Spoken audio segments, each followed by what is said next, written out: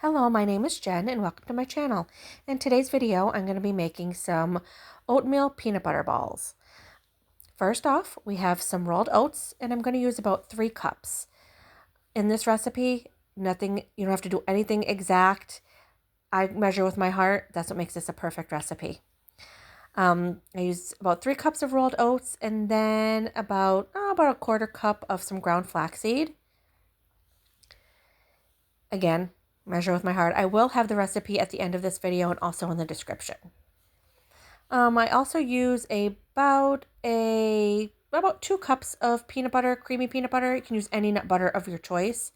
I've done it with different kinds and they all come out great. I do keep the peanut butter close because as you're mixing the oats, especially when you're forming it into the balls, sometimes it can get a little dry, so you might have to add a little extra. And then I add about a cup of honey. This is a local honey, but you can use any honey that you like.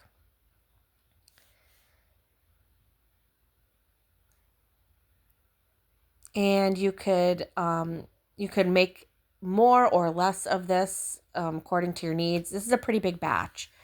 I make a big batch and I put them in the refrigerator for my kids to snack on throughout the week. And then just mix that all up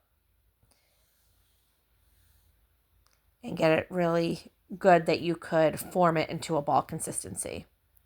And then once it reaches that point, you just start forming them.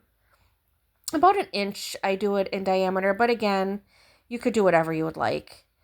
You could also make them into bars if you want like an actual granola bar. I find making it into the ball form, it sticks better, and my kids just prefer it that way to snack on.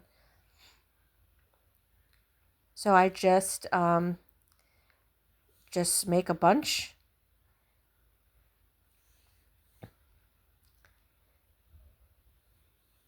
And like I said, this is a pretty easy recipe. And you could put any mix-ins. If you want to add some chocolate chips now, you can. Or dried fruit or nuts. Anything that you would like. You could put anything in here. We've done it a lot of different ways. And it always comes out great. With this one in particular, I am going to be putting some chocolate over the top. And I just use milk chocolate chips. And I melted it on the stovetop with about a teaspoon or so of coconut oil.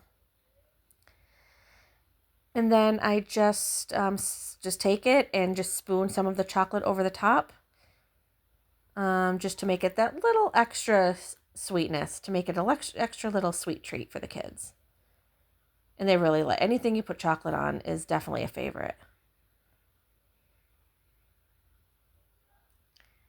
And then you just put all the chocolate on the top, and then I refrigerate it until the chocolate has hardened.